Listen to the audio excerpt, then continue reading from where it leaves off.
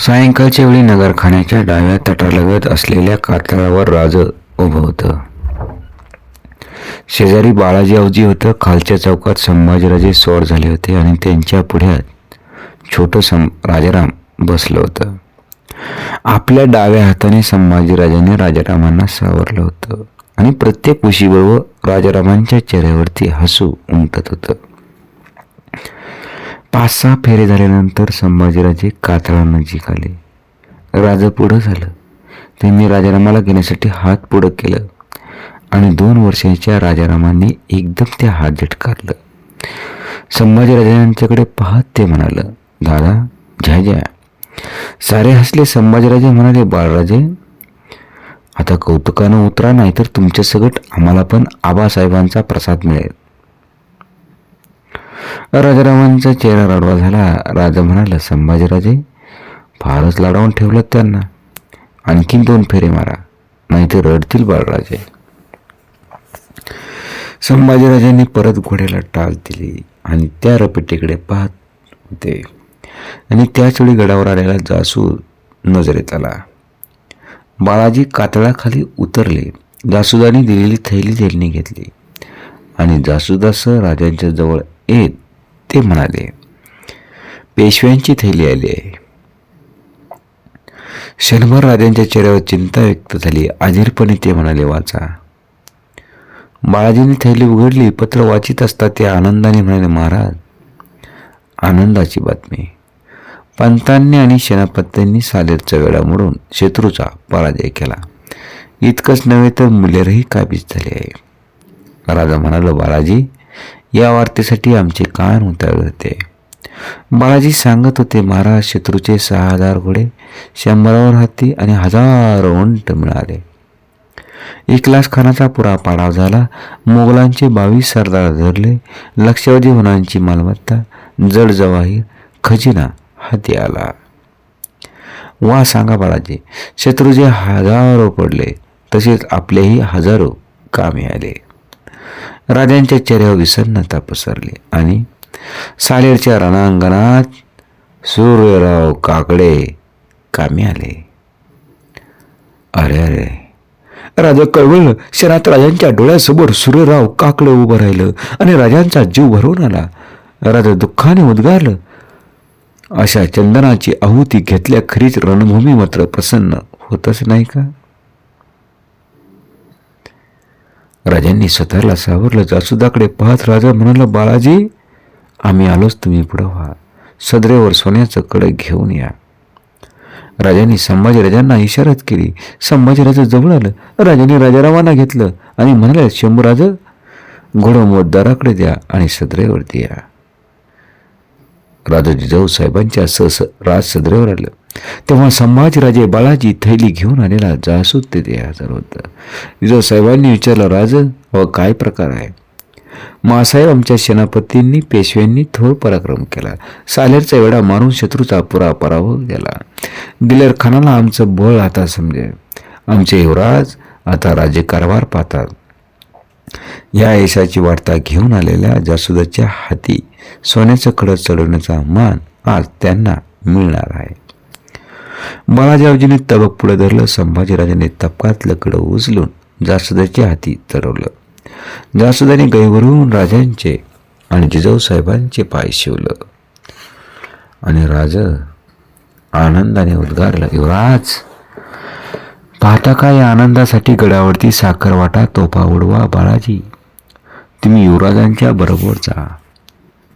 बाळाजी. संभाजीराजे गेलं. राजांनी दीर्घ निश्वास सोडला. जिजाऊ साहेबांना हाताचा आधार देऊन राजा चालत होतं.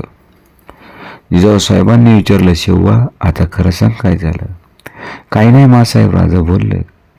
जिजाऊ साहेब हसल्या, म्हणाले, अरे म्हातारे झाले तरी बुद्धी अजून शाबूत आहे. ढोंग पुरं झालं, सांग ना.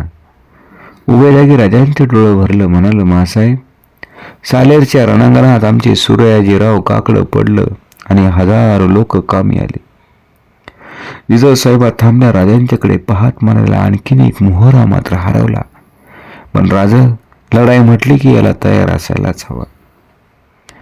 ते आम्ही जाणतो, पण वाढत्या जबाबदारीनं आमचं मन मात्र बेचैन होऊन उठतं. कसली जबाबदारी?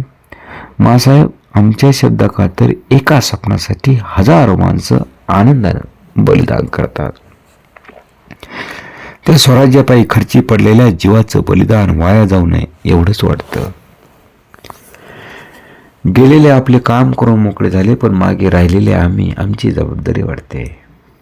चिंता करू नका राजे, सर्व मनोरथ सिद्धीस नेणारी ती आदिमाया सारं करील. सालेर मुलेरच्या विजयाने राजांच्या तर्काप्रमाणे दिलेर खानाचा शेव उठला आणि भयभीत झालेला दिलेर खान माघारी वळला. औरंगजेबाला जेव्हा ही बातमी समजली तेव्हा त्याच्या अंगाचा तिळपापड झाला. सुभेदाराला लिहिलं, आमचा मुलूक शत्रूने जिंकला, तुमच्यासारख्या मातबर साजारांना नामोहरम केलं. हे आम्हाला कळण्याऐवजी तुम्ही मेला का नाही? अहो, जगलात कशाला? आदिल कुतुब, फिरंगी, हफसी वगैरे सत्ताधारी त्या शिवाजीस नजरांना पाठवून खुश करतात. त्याऐवजी तुम्ही सर्व मिळून त्याच्यावर चाल कराल तर पराभव करायला किती वेळ लागेल? बादशाने लिहिलेल्या पत्राला बहादूर खानानं उत्तर पाठवलं. आपलं पत्र पावलं. आपण शिवाजीचा बंदोबस्त आम्ही करावा असे इच्छिता, आमच्या पराभवाला ठपका देता, पण हुजुरांच्या लक्षात येत नाही खुद्द शिवाजी आग्रा येथे कैद खाण्यात सापडला असता आपल्या अत्यंत जबर कैदेतून पक्षासारखा पुत्रासह पळून गेला. ही गोष्ट खाविंदांनी नजरेसमोर ठेवली तर येथे आम्हाला पराभव का स्वीकारावा लागतो हे खाविंदाच्या ध्यानी आणि आमची कसूर झाली असं खाविंदांना वाटणार नाही. हल्ली शिवाजीने दूरवर विचार करून आपला मुसलमान वकील काजी हैदर आमच्याकडे पाठवलाय. आपली आज्ञा झाली तर मामूली सल्ला करून शिवाजीशी चांगले संबंध राखता येतील. आणि या पत्रामुळे औरंगजेबाचा संताप आणखी उसळला. त्याने शिवाजी राजांच्या वकिलाला गिरफ्तार करण्याची आज्ञा बहादूर खानास दिली. जेव्हा ही आज्ञा दिल्लीस लिहिली जात होती तेव्हा रायगड, मोरोपंत, प्रतापराव वगैरे आपल्या वीरांची राजा आतुरतेने वाट पाहत होते. दररोज त्यांच्या मुक्कामाच्या बातम्या गडावर येत होत्या आणि एके दिवशी गडाच्या पायथ्याला सारे आल्याचे समजलं. राजांनी गडावर गुढ्या तोरणं उभ्या केली. राजा राज सदरेवर उभं होतं. मागं बैठकीवर जिजाऊसाहेब संभाजीराजे बसलं होतं. राजांचं लक्ष समोरच्या नगारखान्याकडे खेळलं होतं आणि नगारखान्याच्या भव्य प्रवेशद्वारी आलेले प्रतापराव, मोरोपंत राजांना दिसले. त्यांच्या पाठोपाठ आनंदराव, वेंकुजी पण चालत होते आणि त्यांच्या मागून अनेक सरदार येत होते. उतावीळ झालेले राजे नकळत राजसदरेच्या पायऱ्या उतरले. सर्वांनी मुजरं केलं. प्रेमाने पुढे होऊन राजांनी चौघावीरांना उरी कवटाळलं. राजांना शब्द अपुरे होते. चौघांसह राजा सदरेवालं. राजांनी चौघावरून द्रव्याची खैरात केली. सर्व सरदारांना, पराक्रम गाजविणाऱ्या वीरांना मुक्त हस्तानं बक्षिसं दिली. राजा मोरोपंतांना म्हणाले, आज आमच्या आनंदाला सीमा नाहीत. आमचं पेशवं, आमचं सेनापती या दोघांनी केलेला पराक्रम अलौकिक आहे. सूर्यराव काकडे यांच्यासारख्या जीवलगांचा सत्कार आम्हाला करता येत नाही यांची खंत वाटते. मोरोपंत, आम्ही सूर्यरावांच्या घरी स्वतः जाऊ. महाराज, आणखी एका घरी जाणं आवश्यक आहे. प्रतापराव म्हणाल, कोणाच्या? रामजी पागेऱ्यांच्या. रामजी पागेरे आमचे कणे रायगडाचे किल्लेगार. जी, सांगा प्रतापराव, काय झालं? महाराज, आम्ही जेव्हा सालेरचा बेता घेत होतो तेव्हा दिलेर खानाची नजर चांदवड जवळील कणेरागडाकडे वळली आणि दिलेर खान 6000 फौजनीशी गडावर चालून येतो. हे पाहताच रामजीनं आपले लोक गोळा केले. रामजीनं आवाहन दिलं, निदान करायचं. आपले सोबती असतील त्यांनी पुढे यावं. रामजीच्या हाकेला 700 मावळं तयार झालं. रामजी 700 गडाखाली उतरला आणि दिलेर खानाला सामोरा गेला.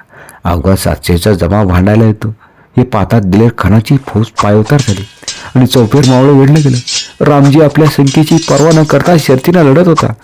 एक प्रहार शिंग्याची टिपरी जशी दणाणते तसे मावळे एक प्रहर भांडले. मग 700 माणूस रामजी पांगेरा सर्वही उघडे बोडके होऊन एक एकास 20-30 जखमा होऊन सारे त्या रणांगणात कामी आले. खुद्द दिलेर खान तोंडात आंघोळी घालून आश्चर्य केलं. त्या पराक्रमाने थक्क झालेला दिलेर खान कन्नडाकडे न पाहता माघारी वळला. दिलेर खानानं 1200 पठाण रणास आणले. राजा थकून सदैव बसले. त्यांचा आवाज कापरा वाढला. म्हणाला, प्रतापराव,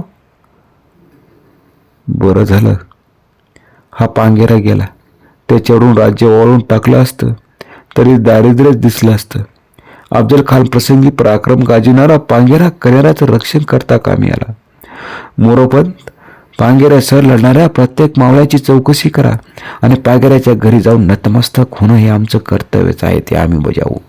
पण महाराज, मोरोपंत म्हणाले, आपल्या ह्या वाढत्या यशानं संतापलेल्या औरंगजेबानं बहादूर खानाला सुभेदारी दिली असं आम्ही ऐकलं. त्याची कसली भीती बाळगता मोरोपंत? राजा एकदम प्रसन्न मुद्रेनं म्हणले, बहादूर खान पेढीचं गुरु आहे. समोर तुकडा पडला की तृप्त आहे. त्याचा गुमान कसला. आमच्या मुलकात पोहोचतो म्हटलं तरी त्याला सहज 2 वर्षे लागतील. प्रतापरावाने विचारलं, महाराज, सायरच्या युद्धात पाडव झालेले मोगल सरदार आहे, त्यांचं काय करायचं? युद्धात शरण आलेल्या शत्रूंना आम्ही विनाकारण कधी बळी दिले का? प्रतापराव, त्या सरदारांना बाळाच्या सन्मानानं मुक्त करा. त्यांना वस्त्रभूषण देऊन परत पाठवा. राजांची सदर उठली. राजा आपल्या महालाकडे जात होते, पण त्यांच्या डोळ्यासमोरून रामजी पागेरा मात्र बाजूला मात्र सरकत नव्हता. समोर होते सूर्यराव काकडे आणि एकीकडे होता रामजी पागेरा.